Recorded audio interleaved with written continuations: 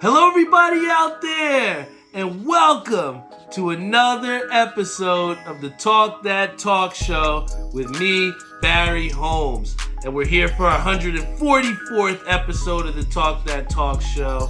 Guys, I feel like February has flown by, but here we are in the midway point pretty much of the month, and we've had so much that's happened over these past couple days, accumulating to a great week. But I'm just so happy to be here with you guys on this show each and every week. Last week when I was talking to you guys, I was telling you about how I was hyped to get started to go towards this tournament up in Pennsylvania for in Delaware for Unholy. And guys, that experience was something that definitely shaped me and molded me to be a better bowler, guys.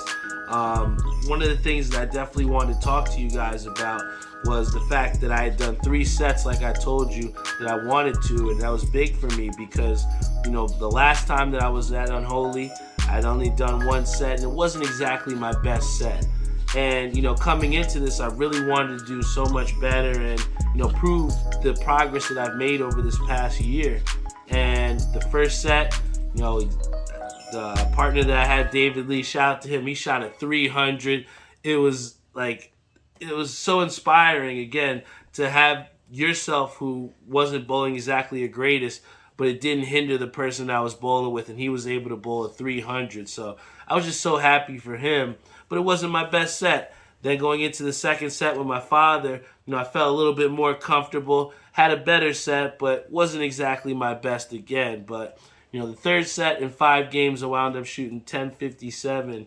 That was one of my best tournament sets to average 211. And, I was so excited about that and, the progress to prove to myself in a place that wasn't my own, bowling alley that, I do belong here and, the goals that I want to set for myself are achievable. And, upon achieving those goals, I had all the confidence coming into Tuesday. And, like I said, when you feel like you have it figured out a little bit and you have those things that you've had success with and you want to translate them everywhere else, it becomes so easy to think and to have that confidence and that swag after, you've had success. But, Tuesday I met a humble experience because, I was bowling against my friend Ernie. Ernie is like an absolute stud. I'll put him on my Mount Rushmore of bowlers of all time. But he is an absolute machine. And to go out and have to bowl against him, I bowled pretty good. Shot a 593, but when you're bowling against somebody of that caliber, it just wasn't good enough. And, he beat me by over 200 pins. So, like, the most relatable thing that, I kind of took out of that, just taken away from bowling is that, even at our, like, highest of highs and, like, the utmost of, places where we feel like we've achieved these things, there can definitely be those experiences out there to kind of humble us and bring us back down to reality that, we have so much more to look forward to and so much more to gain. And whether it be knowledge, whether it be experience, whether it be, productivity, there's so much out there for us.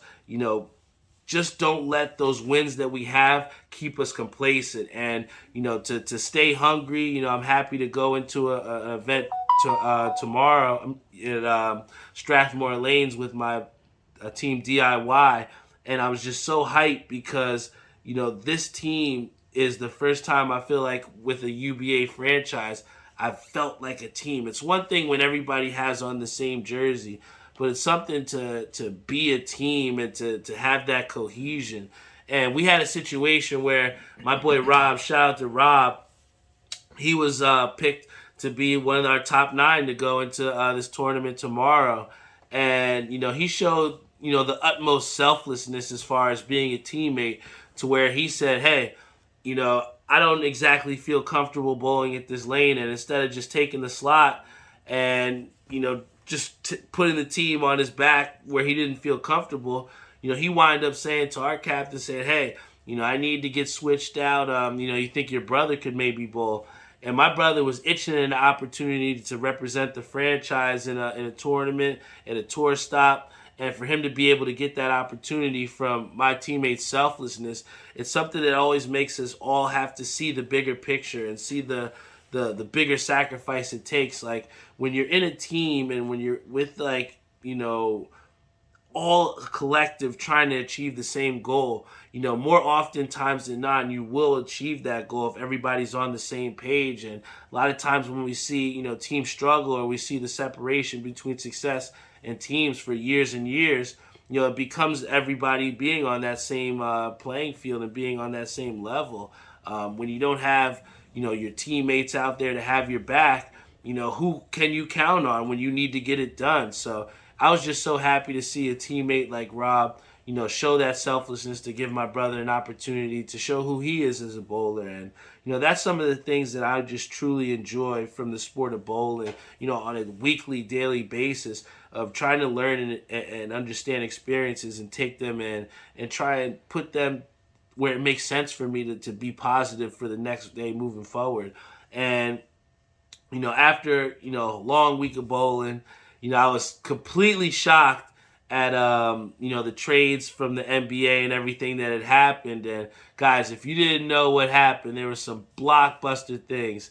And one of the headlining things we're definitely going to have to talk about on the show because, my, right-hand man, my best friend, he decided, he was like, yo, it's that time, B. I got to be on there. So, I had to set it up for him because, guys, there's no other biggest Nets fan that I know to talk about a trade as monumental that went down now this past couple of days. So, guys, for your viewing pleasure, I got the biggest Nets fan that I know. Please give a warm round of applause for my best friend, my right-hand man, Geoffrey Ferrell!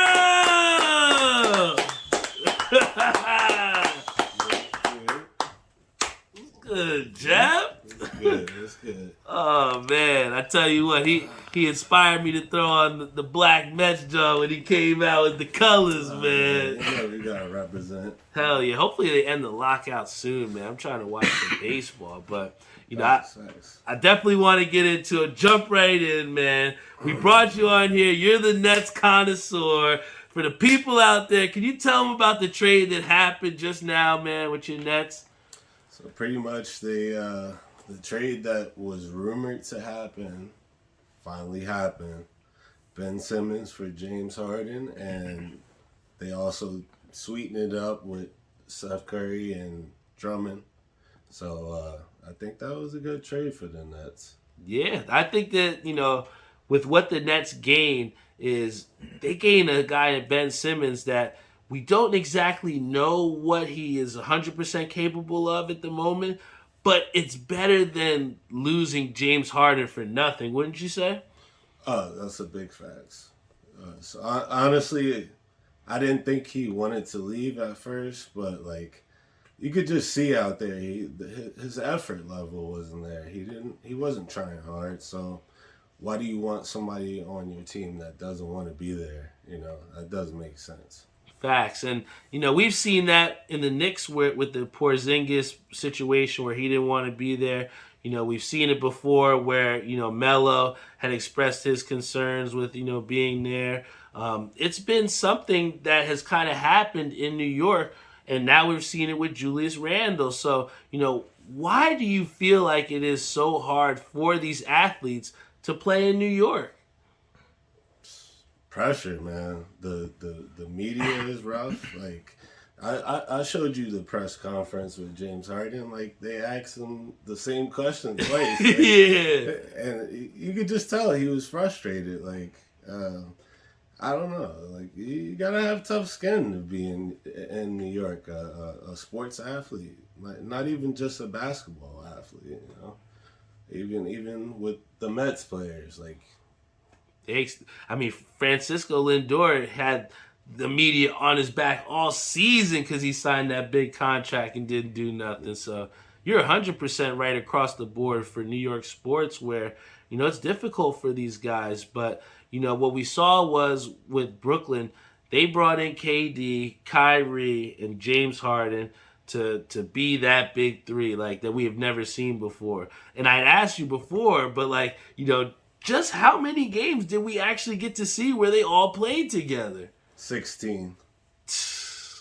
Damn, man. What I just don't understand it, man. Like, why couldn't they play together? Like, what was all like the things that had happened, man? I just the whole thing with Kyrie with the vaccine, KD getting hurt. He definitely got hurt last season at some point, and this season he's hurt right now. So I think it was just a little mix of injuries, pretty much. Yeah, injuries has definitely decimated, that Nets team, and we've seen it also with our Mets too, where you have such promise expectations for your team, but it just sucks when you're not able to meet them because you can't even put out a healthy roster. So do you feel like if the Nets had Kyrie Irving playing every day, that James Harden would have stayed there? Probably not. I don't know. I don't think so. I also think he didn't like his role and the way he was utilized in the net system. So like I also feel like he just wanted to branch out on his own a little bit, go separate ways.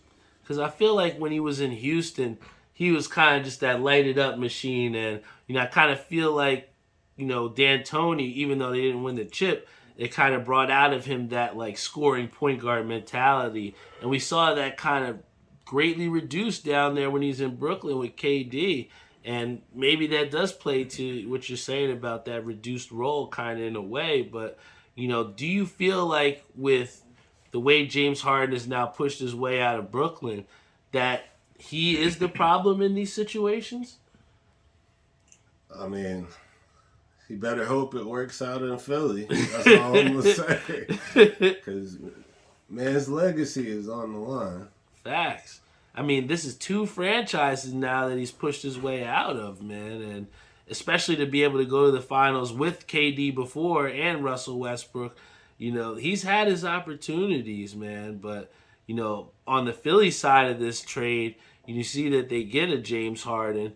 Do you feel like James Harden can help that franchise like win a championship? I don't see him taking them to the championship. I could see him taking them a little bit further in the playoffs, but I don't see it all the way.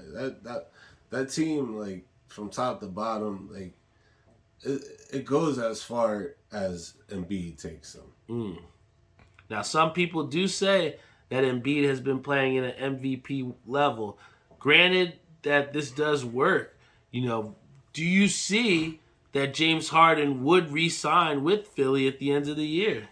Oh, yeah, he already opted in. Oh, he opted in? Yeah, yep, $47.5 million. Man. So it's crazy when, you force your way out of a certain situation and you get rewarded with you know what I'm saying? Like, it's crazy, man. And, when you're out here busting your ass, it just seems crazy how they're able to make these things work for them. But, sadly, we could talk about, that situation all day. But, we all know we're both nice connoisseurs of the betting, you being Betmaster G, of course. But, we have something big going on this weekend in the Super Bowl. So I got to hear your thoughts off the rip. Who are you taking, Joe Burrow or Matthew Stafford? Who you got, man? I'm gonna shout out to Theo. I'm gonna go with his squad, the Rams. Okay, he's going with the Rams. Why would you say you're going with the Rams over the Bengals? Just that defensive front, man. Aaron Donald, Von Miller, Leonard Floyd. Like, come on, like Joe Burrow, past 2 games, he's been running for his life. Like, facts. And even the Chiefs, even though we weren't able to get to him, he had to do some miraculous high stepping just to get his way out of those situations. And I just don't see that as sustainable either, Geoff. But, I definitely feel like, this game is going to be somewhat of a shootout. So what would you say if someone were to give you like a 46 points as the over-under? Which would you take? I think it's going to be an under. You think it's going to be the defensive type of game for the Super Bowl? Yeah. Well, I think, in years past, what we've had is, the offense has kind of, showed its way out. We've seen, sadly, with your Falcons, the Patriots have, brought it back. So there's never been any shortage of excitement. But, do you think that this is going to be a close game, or is it going to be one of those blowouts, do you think? I think it's going to be close for a little bit, and then the Rams are going to take off later in the second half. Now, I know people do like their prop bets. Who are you taking as your touchdown score for this game? Who do you know is going to be a lock for scoring a touchdown? Unfortunately, I'm going to have to back Drake. I'm going to have to take Odell. I think Odell's going to show out. Okay, so you got Odell. How about a Cooper Kupp? Do you think Cooper Kupp's going to score? Oh, that's no doubt about it. Ooh. No doubt about it. Now, I know that we kind of have seen two different legacies here where you talk about a Joe Burrow who's in his second year, really, and he's had success going to the Super Bowl. Then you have a guy in Matthew Stafford who's had success but hasn't had that playoff success. So who do you think really stands more to gain in creating their legacy out of the two? I definitely think Matthew Stafford, because he was stuck in Detroit for so many years with nobody besides Megatron. Yeah, and then he had his record-setting season with him. Yeah. So it's it's cool to see him on a good team finally and doing what he was supposed to be doing.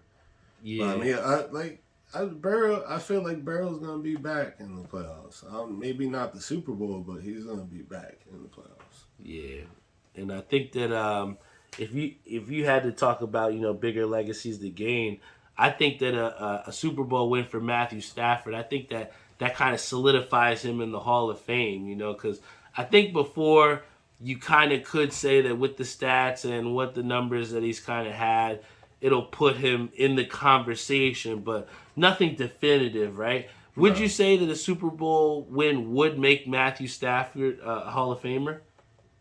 Yeah, I would say it. I would definitely say it. He got the stats to prove it, Especially if you set, two record-setting seasons with, Calvin Johnson, and then here with Cooper Kupp with, the yards. It's like, you have, players that are getting better around this guy from whatever franchise that he's been to. And, here you have Joe Burrow who's kind of just weaving his way through and showing what can be done, but we don't know his true potential yet. So, this is a big-time matchup that I'm really excited for to see. We got Rob Santiago on our Instagram live stream. He says, oof, young Geoff. We got K-Sam here, Ishabad Crane, Haunted Brims, Alvin, Richie Richford, Uncle Mickey, Corey, Marissa. Don't forget, guys, at the end of the show, we're going to do a raffle for our set of Talk That Talk Show lighters. Everybody that got in, we appreciate you so much. Hooked my man Geoff up with one before the scene, man. At least from you, being here on the show so much, I think that you've always been rocking the merch, rocking the hoodies. What does it mean to you, to consistently be able to come here on the show? Just a space to talk to you. I mean, me and you always talk about sports, but definitely it's dope to get up here and talk to you on this platform. It's dope. I appreciate it. Hell yeah, and I always appreciate your mind when it comes to everything sports, because for the most part it's always unbiased with Geoff, and he'll tell you straight how it is, regardless of whether it's his favorite team. I always get on him because he'll be betting against the Mets. I'm like, how did you bet against the Mets on the ticket, man? What are you doing? But he'll say it true. It's not a good matchup. It don't look like it like that. Nah, this year I'm not going to go. I'm going to go with the Mets. Okay, now, I think I know my answer for sure, but, what would you say, Geoff, is your, biggest thing that you're excited about with this upcoming Mets season? Oh, the pitching, no doubt about it. Max Scherzer, DeGrom. Can't top that.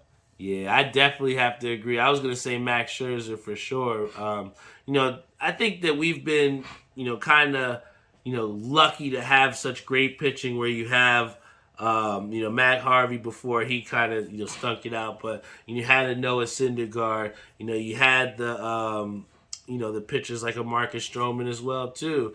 We've had a lot of great pitchers that have come through.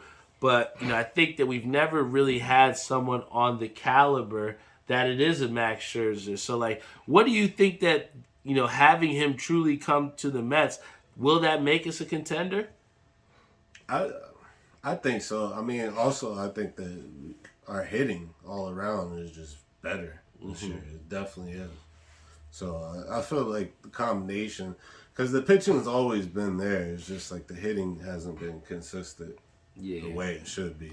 And I mean, we fired our hitting coach mid-season last year, and I don't really feel like that helped us that much either, because it wasn't like, we got better after they fired Chili Davis. So, and I just hope that they come with a better approach to try and, get those pitchers some run support, because, I mean, how many games did we go to last season where they couldn't get any runs out for them there, man, That was terrible.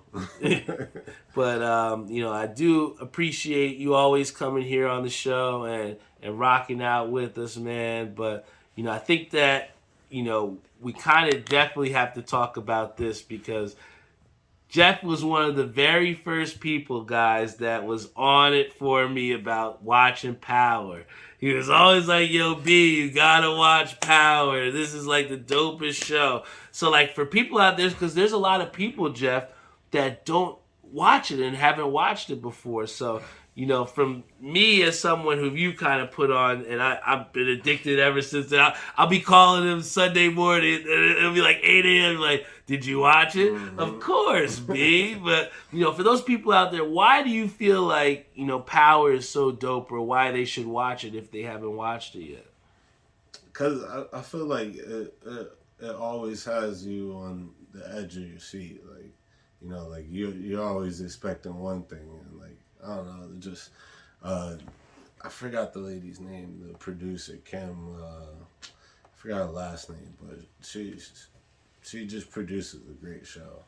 Yeah, and 50, he has a way of kind of making these characters really come to life, and kind of typecasting them really well. But I have to admit, I didn't like Tariq at all, man. But as you see in the show go on, you start to see. You kind of might have a little bit of a soft spot there for him. So, would you feel like your, feelings have kind of changed towards the character of Tariq? Yeah. I mean, not really. I mean, I really didn't have too much ill will towards him. He is who he is, I have to say, I can't forgive him for taking my man Ghost out, man. Ghost was my guy, man. But we had to go to keep the story going. True. I mean, how much more can you go? You can't keep making Angelas, right? Yeah, but I will say this: I am excited. I haven't seen it yet, but we have seen the next part to the series, which is the Tommy version of Power. So, from someone, don't give away too many spoilers, but from someone like me who's looking to see that first episode too, what can I look to expect with this new series with Power?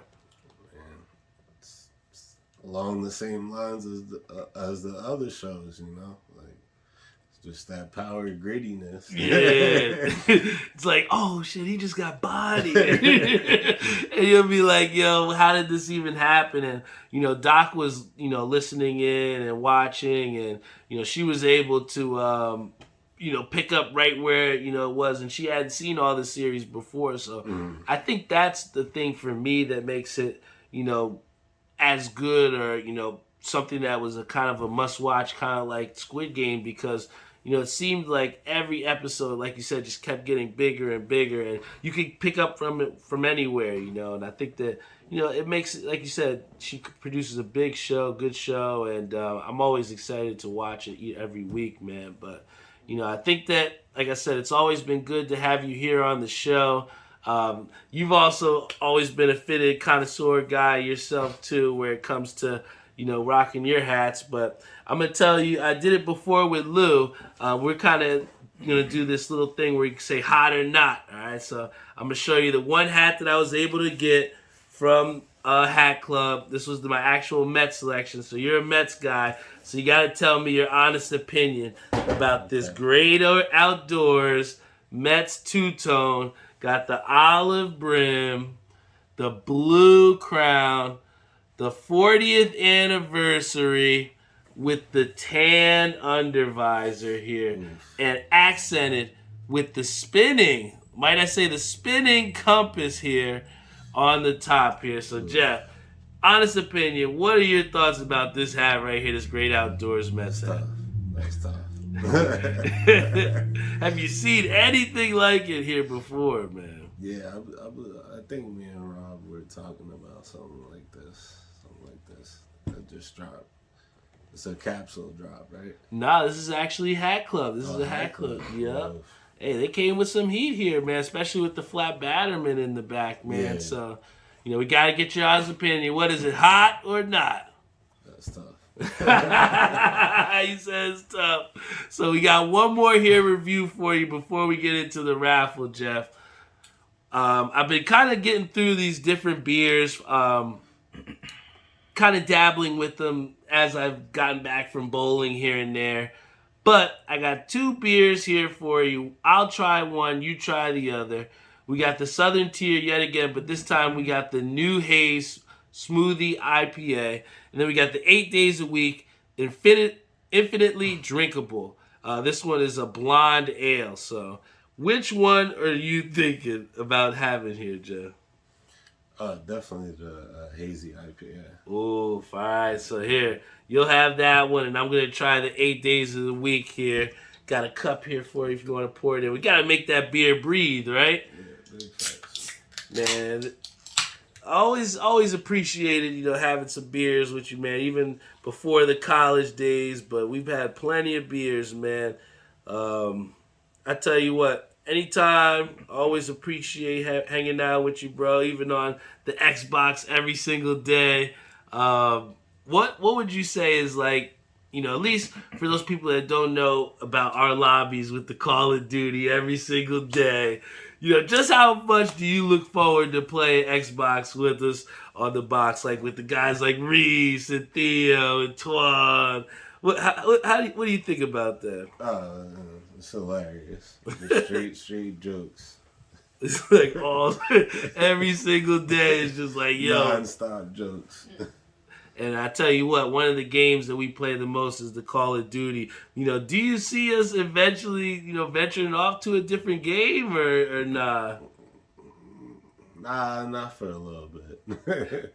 What has kind of like kept you here with, Call of Duty, and what do you think has like made us all play it for so much, man? It's just like quick, like you just pick up and go, and then like I feel like a lot of people just have like different systems, and you still could play it. So I feel like I feel like everybody is free. Like there's so many different factors that just draw people to play it.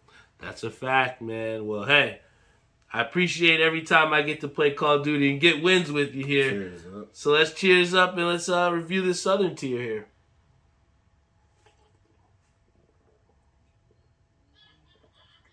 Ooh. That's good. I like that. We got Ish that says, don't go back to PUBG. Shit his ass. It wasn't ass. It's not ass. That's a fact. I don't know. They always hate on me, guys, because I love my PUBG. But, on a scale of 1 to 10, Geoff, for that hazy IPA, what are you giving that beer right there? I'm going to give it like a 7.5. 7.5? What didn't get it to that 8 or 9 for you? I don't know. Like, I guess I felt that it should have been a little bit more hoppier. Yeah, a little bit hoppier for IPA. I could definitely see that, When I had a little bit of it before, I definitely understood that it wasn't one of those more punchy in the face IPAs that we're accustomed to. Yeah. But this 8 days a week beer here by Southern Tier is really, really dope. It's a blonde ale. I have to say, for the drinkability that they talked about and advertised it as, I have to give this I give it probably a solid 8 out of 10. It's definitely something that I could see myself drinking here on the beach, but or maybe in the woods while I have this great outdoors, Mets hat, right? I'm telling you, this pin especially on it is fire, man. I'm so hyped to always, rock different fitteds, man, and rep our teams, but I'm looking for one of our teams to actually, make it and win a chip, man. So, out of all of our teams that we support and rock with in the tri-state area, Geoff, which one do you think has the most chance of winning a chip, man? Which one do you think out of all the teams we like? Well, probably have to say the Mets, man. Yeah. We rocked them for a reason on the show, right? We gotta believe in it. What was it? You gotta believe, man. But I definitely want to thank you once again for coming here and rocking out on the show, young Geoffris. Yo, for having me, bro. Hell yeah. Well, we always end it like this at the end of the show. If there's any advice you got to give the people out there, Geoff, what advice would they give them coming from King Geoffris himself, Betmaster G? Just keep it G. Keep it G from Betmaster G. Well, hey, we got one more task for you, Geoff. Let's bring that raffle around from behind there. We got to do the raffle here on the show. Thank you to everyone that definitely tuned in here on the show. We got, True Exact, Javi Caps on Instagram, Alex Balonis on our Facebook live stream. Thank you also to everyone that supported in on the lighter raffles. We will be raffling off this set of lighters here on the show. Talk That Talk Show approved. Always trying to do different things branding-wise, and we got to task Geoff with a great task here of spinning that wheel and seeing who will win the lighter set. Can you do it, Geoff? So on the count of 3. Oh, he just did it up. He said right there. Who's going to win it? Who win it? Marissa! Oh, man. Big shout out to Marissa. She is the winner of the lighter set. Always appreciate her support. Appreciate you so much. This is the Talk That Talk show. We're going to keep trying to do different merchandising things and bring you guys different guests. With the James Harden trade being like one of the biggest topics that we're talking about, I was just so happy to have, Geoffrey here on the show to give his, feedback on it and just to talk and bullshit a little bit, man. I think that, Geoff, for those people that don't know him, who haven't listened to his episodes on the show before, this is my right-hand man. This is the guy I talk to every single day. Good days, bad days, on the phone, text messaging, on the Xbox. This is my right-hand man, and I appreciate his support 110%. And, to have him on the show, just even for a segment like this, it's something I really, truly look forward to, and I appreciate every time, man. So thanks again, Geoff, for coming here on the show, man. And what do you think the chances are of us getting some high-quality reps tonight? Probably like 80%. 80%? Guys, we got to get him to 100%, man. I need 100% Geoff here, man. But, I want to thank my sponsors out there. Shout out to Jeff Galata over at Air We Are. Big shout out to Savion Gaynor over at Skydive Socks. Joe Snow and Maria over at New York Life, helping people to get their financial freedom every single day. And then also, big shout out to my boy Timmy Hugel. Hopefully, over at Ink Parlor, he's going to have the proofs for me ready so we can get started the process on these OG 15s, man. I'm telling you, bro, it's going to be some heat, Geoff. I haven't showed you the proofs yet, but, what is something that you would be looking to look for, in the OG 15 as you have, so many of them? I'll just wait to be surprised. And with that, I appreciate you all for tuning in on Facebook and Instagram Live. I love you all. Once again, big shout out to Geoffrey Ferrell for coming here on the Talk That Talk show. Appreciate y'all, and see you next week.